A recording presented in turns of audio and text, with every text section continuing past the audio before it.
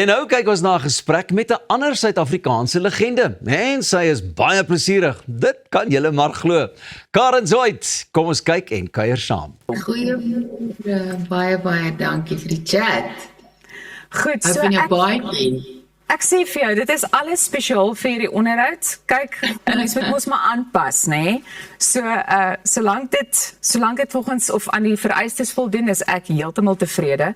En ek het nou gesê, ons gaan so vir 'n oomblik dalk 'n bietjie teruggaan in tyd. So, hoe het jy op die musiekbedryf besluit? Was daar 'n spesifieke oomblik toe dit net miskien sin gemaak het? Musiek is die tipe ding wat dit is wat ek doen vir my werk, maar dit was nog altyd net eintlik my passie. En ek wil soveel as moontlik besig wees daarmee. So it just happened. Ek het alles gedoen om hierdie vir 'n lewe te kan doen. Almal het geprobeer om my uit te chat. My pa wou gehad het ek moes 'n lawyer word. En op die uiteinde toe ek gaan swat, ek wou musiek swat, toe sy vriendin my gehelp om hom te oortuig dat ek film swat. Wat ek nou oorbly is dat ek dit geswat het, maar ja, almal het probeer keer. Daar was nie 'n toekoms in musiek nie. Is 'n nice passie, maar ja, so ek was dead set om soveel as moontlik te kan sing, musiek te skryf en te perform. So ja. En hoe sê jy jou liedjie-skryfproses oor die jare ontwikkel? Ek was daai persoon met die gitaar wat almal geïrriteer het by 'n partytjie, wat altyd hulle gitaar saamgevat het beach toe, altyd hulle gitaar na die kamp toe gevat het. Ek het op skool in die koshuis in die aande deur al my tienerangs gewerk met my gitaar.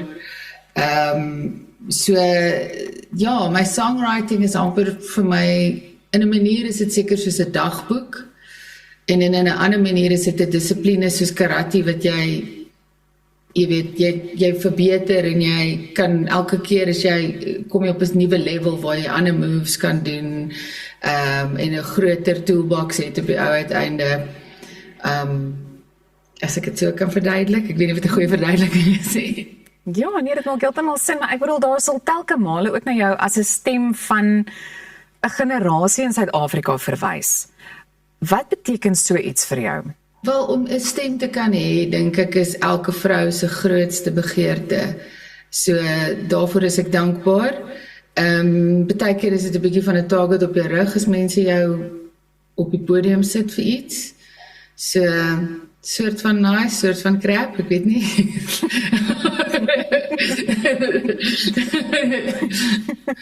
Wel, 'n mens kan nie anders as om na jou weergawe van Afrikaners is plesierig te verwys nie. Ek weet nie of ek hierdie nou moet verklap nie, maar ek onthou hoe cool ek altyd destyds met my CD Walkman en 'n pink sonbril gevoel het wanneer ek daarna luister.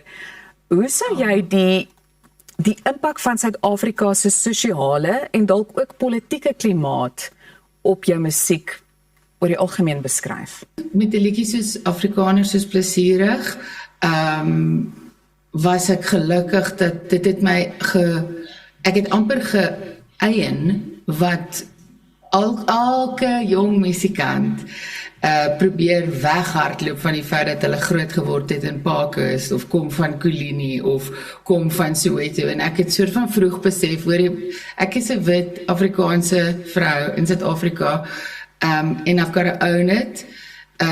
En daai liedjie, ek het nie gedink dit sou kontroversieel wees toe ek dit gemaak het nie. Dit was nie die rede hoekom ek dit gemaak het nie. Ek het dit letterlik geskryf vir my ex se ouers wat altyd gemaak het of hulle van my hou vals by die tafel op 'n Sondagmiddag.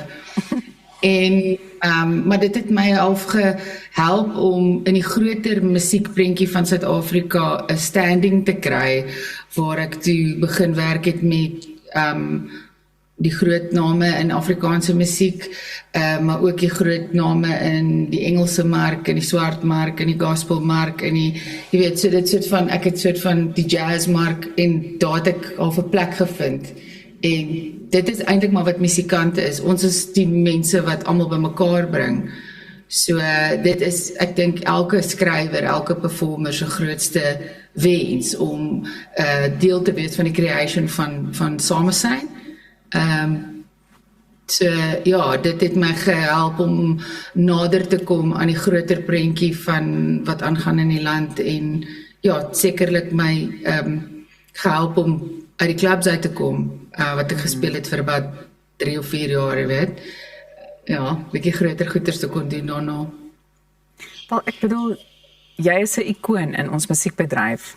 En vir iemand wat al vir soveel jaar deel is van hierdie spesifieke bedryf, dink jy dis belangrik vir kunstenaars om hulle konstante herskep, of as ek die Engelse woord nou mag gebruik, te reinvent, so in die proses? Ek dink 'n ware kunstenaar is heeltyd besig om hulle self te ontgin en te discover, want dit is jou werk. Jy kan nie namens die mense praat as jy nie jouself ken nie. En jy kan nie 'n stem hê as jy nie 'n opinie het nie. Die grootste struikelblok wat elke kunstenaar eintlik face is, die prys vir glorie is vernedering. So jy moet bereid wees om verneder te word 'n paar keer. En dan het jy ek sou sê 90% kans om dit te maak. En dan het jy obviously ook 'n bietjie van 'n gedagte nodig van wat jy wil doen. Maar ek dink die grootste struikelblok is actually dat mense nie dit kan handle, soos wat hulle jou oplig, gaan hulle jou ook afbreek, en so jy moet dit regtig doen vir die liefde van die saak. True. Ek dink is amper soos 'n roeping, dis amper soos 'n dominee. Dis amper soos 'n dominee of 'n polisieman of 'n onderwyser. Dis nie 'n slim besluit om te neem nie, maar party mense is net, they're just born to be a nurse. They are born to serve people in that way. It's like, and musicians are the same. It's like, jy kan nie help nie, jy moet dit doen. Ja, en ons ook baie opofferings, jy weet, wat 'n mens moet maak. Maar goed, ek wil oorbeweeg na Zoid Psalm toe. Wat presies kan ons van die produksie verwag? Zoid Psalm is die lekkerste projek wat ek in die afgelope 10 jaar gedoen het. Ek meen, ek het baie collaborations gedoen met ongelooflik baie kunstenaars toe ek Republiek van Suid-Afrika gedoen het, en deur die jare co-writes gedoen en produksies, en ek is die voorsitter van die NA in Bloubergstrand, en een aand toe maak ek 'n grappie en sê, daar's meer wonderwerke wat gebeur in hierdie konsistorie as in die kerk langs aan, en toe gaan almal so, en toe sê die een ou, maar jy gesien hoe mooi is hierdie kerk hier langs aan, toe die deur oopmaak, toe sien ek, daar staan die orgel, die simbool van onderdrukking. Ek was nog nooit 'n groot fan van die orgel nie, die klank het my bang gemaak vir God as 'n kind, dis creepy, was scary, en toe dink ek by myself, miskien moet ek probeer om 'n collab te doen met hierdie instrument. En dit is waar Zoid Psalm gebore was. So dit is 'n, en ja, spoiler alert, ek is nou mal oor orgel musiek. Maar so dis wat die beginpunt is. So dis 'n show wat ons doen binne in die milieu van 'n kerk, met 'n regte kerkorgel en 'n regte NG Kerk orgelis, wat sy naam Salome van Wyk is. Sy is 60 jaar oud, dis die eerste keer in haar lewe wat sy toer, dis die eerste keer in haar lewe dat sy rock speel. Sy het 'n klassieke agtergrond, ongelooflike speler, haar hele lewe die dienste gedoen, en dis die eerste keer in haar lewe wat mense dan ook vir haar applaus gee nadat sy gespeel het.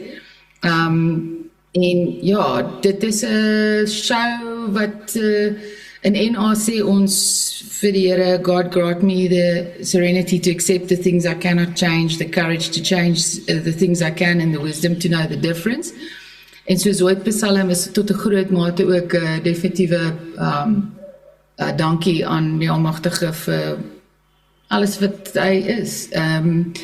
Maar dit include stukkies van Afrikaanse psalms, snaakse stories van die orgel, my musiek, klassieke stukke, rockmusiek. Ek wil nie alles sê nie, ek wil hê mense moet kom kyk, maar ja, dis die soort van overview. Wel, ek dink ons is baie nuuskierig, en ek dink dit is 'n baie unieke konsep. Is daar nog kaartjies beskikbaar, en indien wel, waar kan ons meer inligting in die hande kry? Ons toer op die oomblik, so ons is hierdie naweek in Pretoria, ek weet Vrydag en Saterdag is uitverkoop, ek dink ons nog 'n paar oor vir openingsaand, donderdag aand. Dan is ons op pad Parel toe, die week daarna, ons gaan Rustenburg toe, ons gaan Knysna toe, ons was reeds in Franschhoek en in Northcliffe, In toevallig die kerk waar Beyers nie sy toe gaan neergelê het al die jare gelede. So we are touring the show en ja, kyk op my website, kyk op my socials en kom kyk. Ons wil dit reg oor die land vat en ons het seker nou al, ek dink so 6 of 7 van die produksies gedoen. Dis 'n groot storie. Dis 'n bietjie van 'n spectacle. Ek dink na COVID is almal nou moeg vir die akoestiese vertonings. So ja, dis 'n lekker groot show. Ons omskep die teater, die kerk in 'n teater. Jy weet, dis 2 sets, daar's 'n intermission, daar's 'n bietjie wyn en koffie en water in die breek. So dis regtig great want ons vat dit oor die land en ons bring al die gemeenskappe bymekaar. Jy weet, een aand kan die hele dorp kom, al is jy nie 'n kerkmens nie, jy kan kom na hierdie show. Wel, ons sal beslis kom inloer. Nou, net voordat ons afsluit, wil ek sê, ek het so 'n voeltjie oorvlei dat jou Republiek se kabinet dalk so effens ontbind het, maar ons gaan nie nou te veel daarop uitbrei nie. Al wat ek wil weet is, mag ek nou maar die nie amptelike minister van ontbyttelevisie wees? Jy kan, natuurlik kan jy. Baie dankie. Karen, baie dankie vir die voorreg en ons sien werklik uit daarna om te kom kyk wat presies aangaan by hierdie produksie.